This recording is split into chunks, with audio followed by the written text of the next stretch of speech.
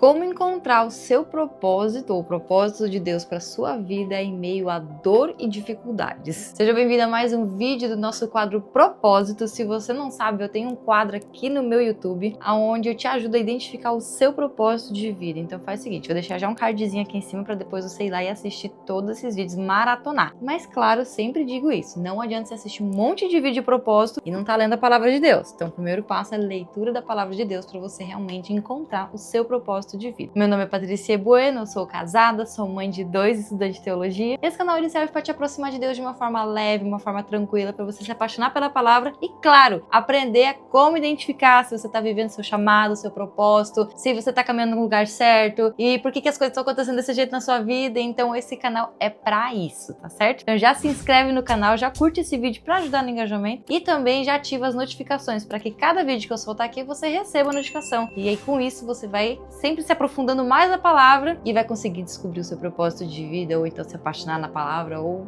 enfim, eu só quero que você realmente passe a enxergar Deus com os olhos que eu tô enxergando, porque tá sendo lindo o que tá acontecendo. Mas vamos lá, é muito legal a gente falar de propósito, só que a gente esquece que muitas pessoas, quando estão vivendo o seu chamado, o chamado às vezes é uma área dolorosa, tá sendo assim como uma fase dolorosa da vida. É aquele momento onde você olha e fala assim, Deus, por que isso tá acontecendo comigo? Olha onde eu tô, não tá nada dando certo na minha vida, ou misericórdia, né? Você olha ao redor assim, tá tudo caindo, tá tudo sendo destruído e você não tá entendendo, mas por incrível que pareça, você tá com paz no seu coração e aí lá na frente, né, assim, ou então você já passou por esse deserto, já passou por essa turbulência, você olha pra trás e fala, caramba, aquilo ali, se eu não tivesse passado por aquilo ali, eu não estaria aqui hoje. Se eu não tivesse vivido aquilo, eu não estaria forte assim. Se eu não tivesse, sei lá, acontecido tal coisa ali no meu passado, eu não estaria vivendo o que eu tô vivendo hoje. E aí você pode ou estar vivendo nesse momento de turbulência, de dor, ou você já deve ter passado por esse momento de turbulência ou de dor. Ou pode ser que você ainda passe.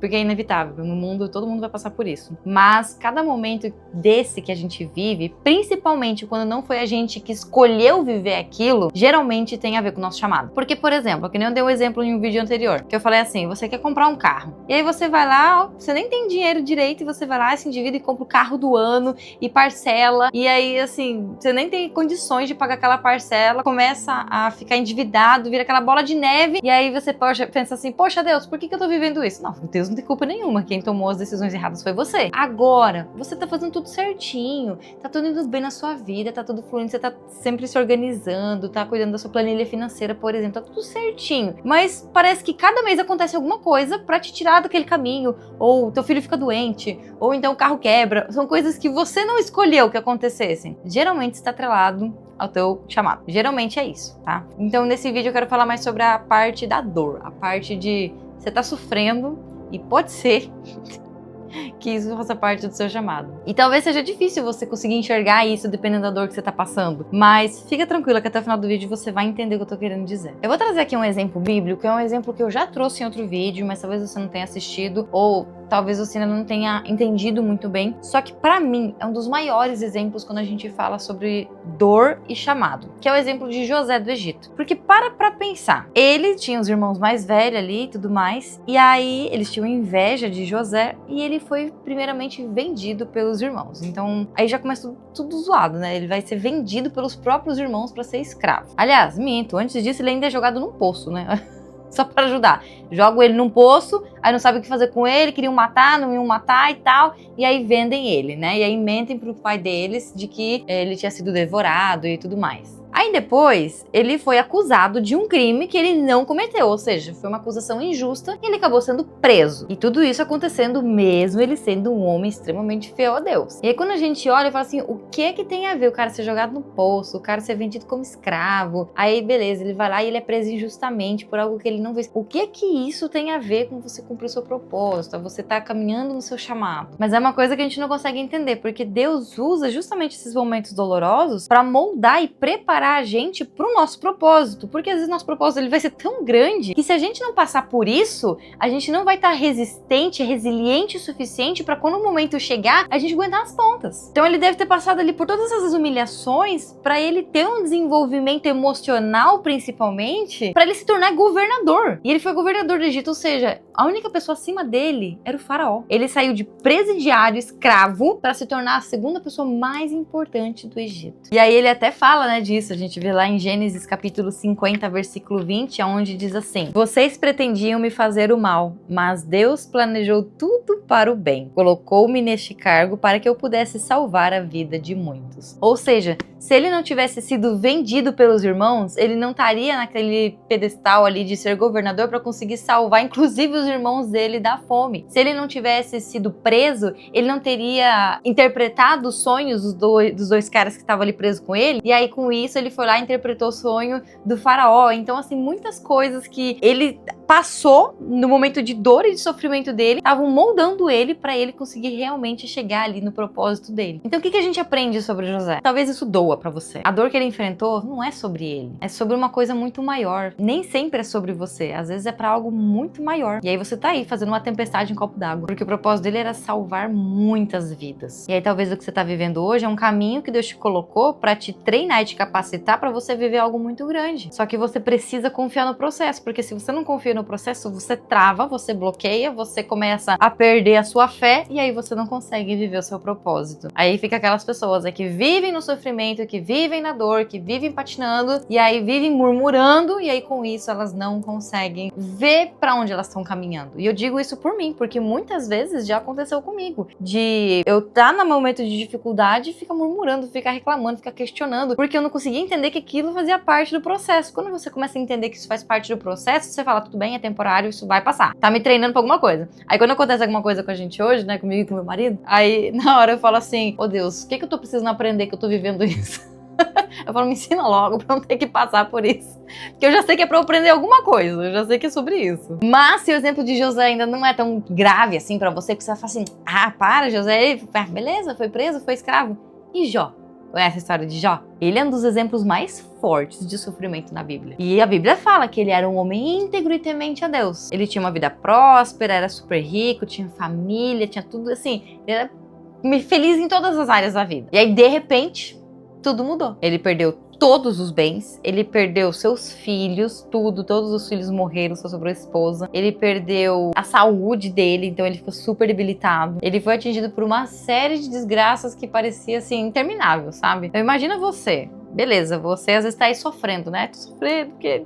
ai, tô com uma dívida que eu não consigo pagar. E se você perdesse todas as pessoas da sua família, todos da sua família, você perdesse todos os seus bens, casa, carro, dinheiro, comida que tem dentro da sua casa, tudo. Você ficasse com a sua saúde um caos, não ter um hospital perto de você, porque naquela época não tinha. E aí, como é que seria? E o mais incrível é que apesar de tudo isso que aconteceu, a gente tem lá em Jó, capítulo 1, versículo 21, olha a declaração que ele faz. Saí nu do ventre da minha mãe e estarei nu quando partir. O Senhor me deu o que eu tinha e o Senhor tomou. Louvado seja o nome do Senhor. E aí depois ainda continua. Em tudo isso, Jó não pecou nem culpou a Deus. Então, apesar de tudo o que aconteceu, ele não pecou, ou seja, ele não falou, não blasfemou, não xingou, nada, e não culpou a Deus, não chegou a Deus e falou, a culpa é tua. Não. Ele estava sem entender o que estava acontecendo, então ele estava questionando o que está acontecendo, por quê? Mas em nenhum momento ele pecou, culpou a Deus. E aí, por que aconteceu isso com Jó? Muito simples, para testar a fé dele. Ele era um homem de tanta fé assim, e aí Satanás vai lá e fala para Deus, ele só tem tanta fé assim porque ele tem tudo, ele tem família, tem bens, tem saúde, ele tá tudo bem. Se ele tá bem, é claro que ele vai ter fé em você. Quero ver se ele tiver na desgraceira, quero ver se ele tiver mal. E aí Deus fala, então tá bom, então vai lá, pode fazer as coisas com ele. Acontece tudo o que aconteceu, e mesmo assim a fé dele tá forte em Deus. E aí o final da história, se você conhece ou não, Deus restaurou tudo e deu tudo em dobro para Jó. E o que me chama a atenção é que lá no capítulo 42, imagina, são 40 capítulos só falando sobre isso, né, gente? Só falando sobre essa desgraceira que aconteceu. Porque já no primeiro capítulo ele perde tudo. Então é toda uma narrativa ali ao longo de 40 capítulos, realmente falando sobre tudo isso que aconteceu. E aí lá, no capítulo 42, no versículo 10, diz assim: quando Jó orou por seus amigos, o Senhor o tornou próspero de novo. Na verdade, o Senhor lhe deu o dobro do que tinha antes. E olha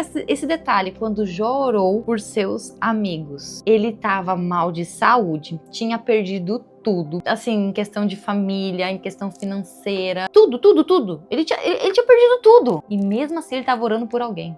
Isso é incrível demais, gente. Porque quando a gente tá mal, a gente nem lembra de pensar no próximo. A gente às vezes tá passando por uma pequena dificuldade. A gente fala, não, Deus, por favor, resolve minha situação aqui. Depois eu vou orar por outras pessoas. Você não coloca as outras pessoas na sua frente. E aqui, Jó vem e ora pelos amigos. Gente, isso assim é muito forte. E pra mim é muito claro que tudo isso que aconteceu com Jó serviu justamente pra isso, pra estar aqui nessa história aqui hoje, pra as pessoas falarem sobre Jó e mostrarem que a gente não tem poder sobre nada. É Deus que sabe pra onde a gente vai caminhar, o que vai acontecer. E que independente da dor que você tá enfrentando, já teve alguém que passou uma dor muito pior. Você precisa entender que essa dor que você tá vivendo, ela não é em vão. É Deus te preparando pra algo muito grande. Eu digo por mim.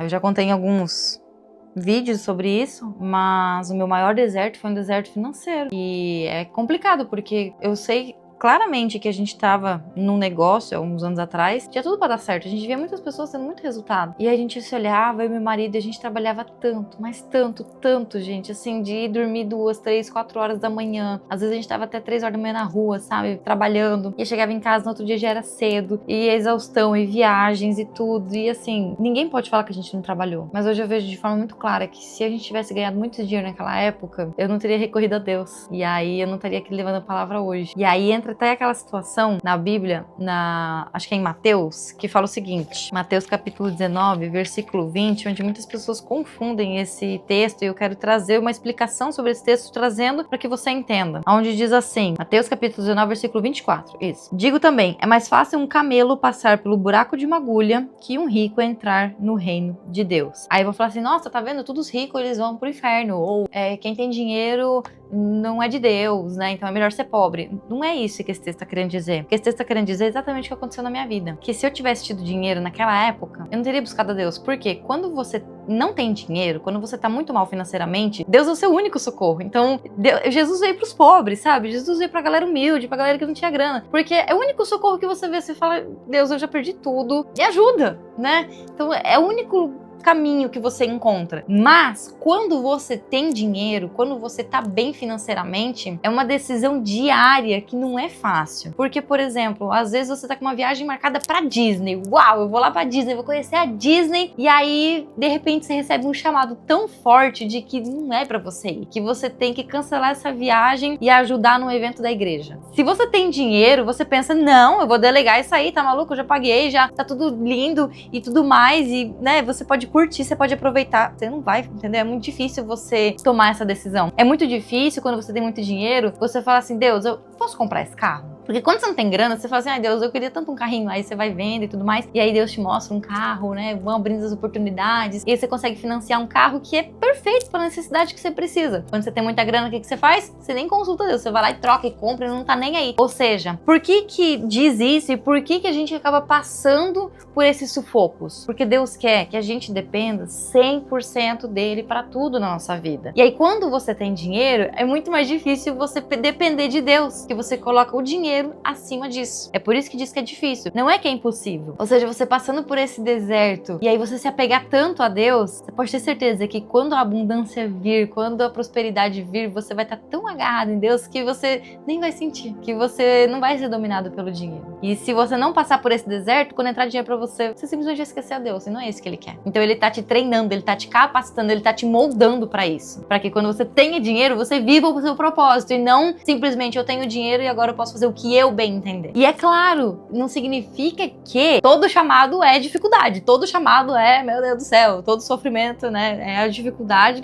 e é o teu chamado. Não é assim. Tem muitos chamados que são muito bons. A gente pega o exemplo da Rainha Esther. A Rainha Esther, ela era rainha e era o chamado dela. Tem pessoas que elas já nascem em berço de ouro e talvez não vão enfrentar dificuldade financeira, talvez enfrentem dificuldade em outra área da vida, não sei, mas elas estão vivendo o chamado. Cada chamado, gente, é único. Na verdade, você tem que entender, o chamado, o propósito, ele é único, ele não muda. Ele é único, ele não é igual pra você, pra fulaninha, pra ciclaninha. Não é. O chamado, ele vai mudando de acordo com a vida que você vai levando, com o caminho que você vai percorrendo, mas o teu propósito ele não muda. E aí, talvez Deus está te chamando para algo maior. E aí você está confortável financeiramente e fica aí, adiando o seu chamado. Muitas vezes Deus pede pra gente agir agora. A gente precisa priorizar o propósito de Deus acima de qualquer outra coisa. Então eu quero te encorajar a você entender que independente se você está passando por necessidade ou por uma mega abundância, que você nunca deixe de ouvir a voz de Deus e colocar como prioridade na sua vida. E por fim, eu sei que muitas vezes a dor parece, assim, muito grande, interminável, que nunca vai passar. Mas você tem que lembrar que Deus está sempre trabalhando, mesmo quando a gente não entende o porquê das coisas. Ele usa essas dificuldades para moldar a gente, para preparar a gente e aí finalmente revelar o propósito dele na nossa vida. Então, se você está passando por um momento difícil agora, lembra de José, lembra de Jó. Deus usa a dor pro bem. Por mais difícil que seja a gente entender isso, viu? O propósito dele sempre vai ser perfeito. A gente sempre vai entender no final das contas. Que Deus te abençoe e te fortaleça nessa jornada de encontrar o seu verdadeiro propósito. Beijo, até o próximo vídeo.